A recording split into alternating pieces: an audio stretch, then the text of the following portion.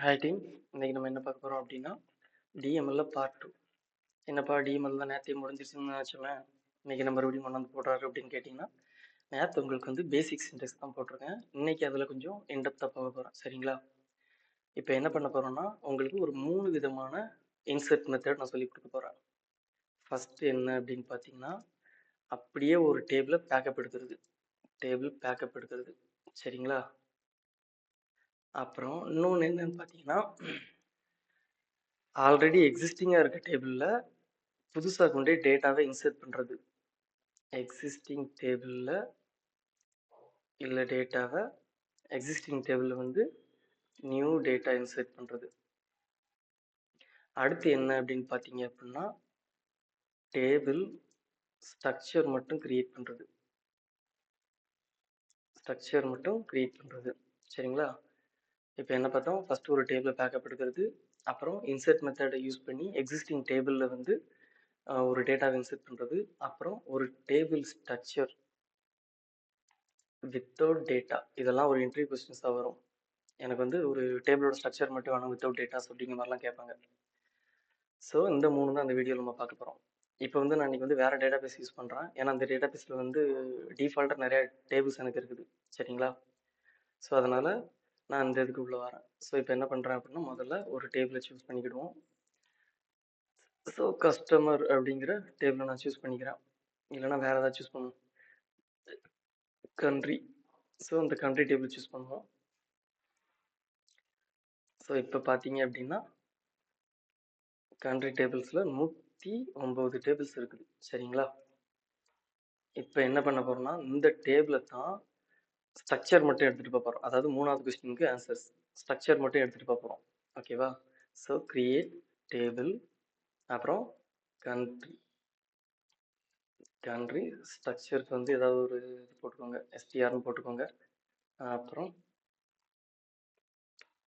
Select star from கண்ட்ரின்னு கொடுத்து வேர் condition போடணும். 1 not equal to 1. இந்த கண்டிஷன் கரெக்டா? Condition correct.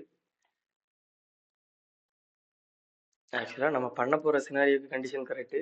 1 ஈக்குவல் டு 1ங்கிறது தான் கரெக்டானது. ஆனால் நான் இங்கே கொடுத்துருக்குது 1 நாட் ஈக்குவல் டு 1 அப்படின்னு கொடுத்துருக்கேன். அப்போ கண்டிஷன் தப்பு. அதாவது கண்டிஷன் நமக்கு வந்து ஸ்ட்ரக்சர் மட்டும் எடுத்துகிட்டு போகிறக்குள்ள கண்டிஷன் வந்து சாட்டிஸ்ஃபைட் ஆயிருக்கு. சரிங்களா? ஸோ இப்போ நீங்கள் இது என்ன பண்ணீங்க அப்படின்னா, ஒரு ரன் பண்ணுறீங்க. இங்கே என்னாச்சு?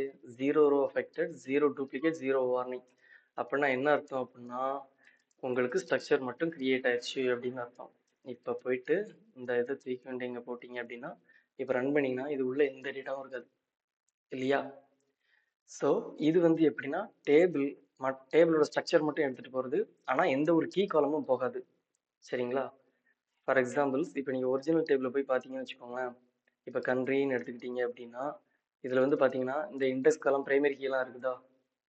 ஆனால் இதுவே இந்த கண்ட்ரி எஸ்டிஆர் டேபிளில் போய் பார்த்தீங்க அப்படின்னா இந்த இருக்குது.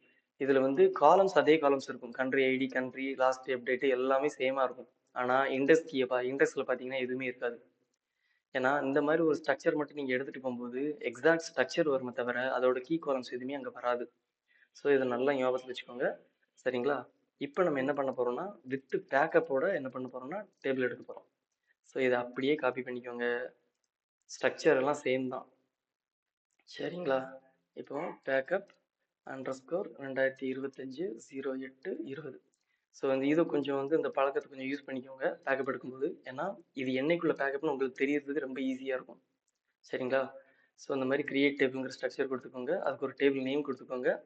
இப்போ என்ன பண்ணுறீங்க அப்படின்னா, இந்த செலக்ட் ஸ்டார் ஃப்ரம் எந்த டேபிள் பேக்கப் எடுக்க போகிறீங்களோ அதை எடுத்துட்டு ஜஸ்ட் இந்த வேர் கண்டிஷனை மட்டும் ரிமூவ் பண்ணிடுங்க. இப்போ இதை ரன் பண்ணீங்க அப்படின்னா என்ன ஆச்சு? ஸோ புதுசாக ஒரு டேபிள் கிரியேட்டட் ஆயிடுச்சு. 109 ரோ வந்து இன்சர்ட்டும் ஆயிடுச்சு. இப்போ இதை செக் பண்ணி பார்ப்போமா? இந்த பேக்கப் டேபிள் காப்பி பண்ணிவிட்டு இங்கே போட்டிங்க அப்படின்னா இப்போ இது உங்களுக்கு ஷோ ஆகும். பேக்கப் டேபிள்ஸில் எவ்வளோ டேட்டாஸ் இருக்குது. ஸோ இங்கேயே உங்களுக்கு ரிசல்ட் வந்துருச்சு. 109 ரோஸ் இருக்கு வந்து ரெக்கார்ட் ஆயிடுச்சு, ரிட்டர்ன் ஆயிடுச்சு அப்படின்னு சொல்லிட்டு. சரிங்களா? ஸோ இந்த கண்ட்ரிஸ் எல்லாம் வந்துருச்சு. இப்போ என்ன பார்த்தோம், நம்ம பண்ணதில் ஒரு பேக்கப் எடுக்கிறது எப்படின்னு பார்த்துட்டோம். அதே மாதிரி ஒரு டேபிள் ஸ்ட்ரக்சர் எப்படி எடுக்கிறதுன்னு பார்த்துட்டோம். இப்போ என்னன்னா அடுத்து பண்ண போகிறது என்ன, எக்ஸிஸ்டிங் டேபிள்ஸில் நியூ டேட்டா மட்டும் இன்சர்ட் பண்ண போகிறோம். சரிங்களா? இப்போ ஆல்ரெடி இந்த இதில் தான் அந்த கண்ட்ரி டேபிள்ங்கிறது ஸ்ட்ரக்சருக்கு ஒரு டேபிள் வச்சுருக்கோமா, அந்த ஸ்ட்ரக்சர் டேபிள் தான் நம்ம என்ன பண்ண போகிறோம்னா கொஞ்சம் டேட்டா இன்செர்ட் பண்ண போகிறோம். ஸோ அதுக்கு முன்னாடி கொஞ்சம் வேலைகள்லாம் நமக்கு இருக்குது.